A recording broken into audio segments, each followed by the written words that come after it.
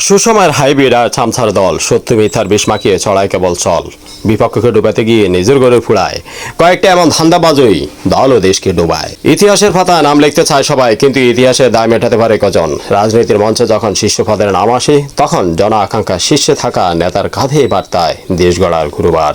শুভকামনা তো থাকবেই, কারণ নেতৃত্ব যখন সঠিক হাতে, দেশ তখন আলোর পথ দেখে। কিন্তু রাজনীতির এই সুবিশাল ক্যানভাসে আসল খলনায়ক কারা জানেন কি? চশমাটা ঠিক করুন, কিছুটা নড়ে চড়ে বসুন। নেতার চেয়ে যখন নেতার ছামছাড়া আওয়াজ করে বেশি, তখন বুঝতে হবে ডাল মে কুছ কালা হে।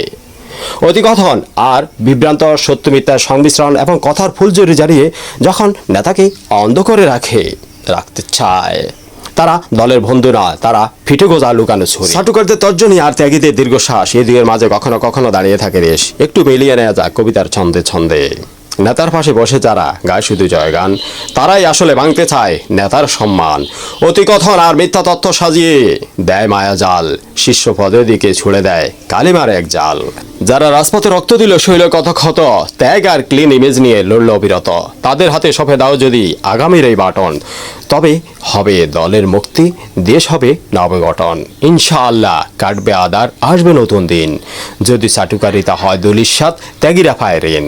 আমি আকলাকুর রহমান আশিক আহ্বান জানাচ্ছি, অনুরোধ করছি, মনে রাখবেন সামসাদের তেল দিয়ে কখনো মশন টেকানো যায় না। লোহা তখনই খাটিয়া যখন আগুনে পুড়ে বের হয়।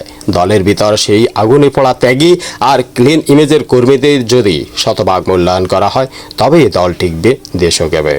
না হলে চাটুকারিতার অতি উৎসাহে আজ যে ছাদ তৈরি হয়েছে, কাল তা তাসের ঘরের মতো ভেঙে পড়তে বাধ্য হবে।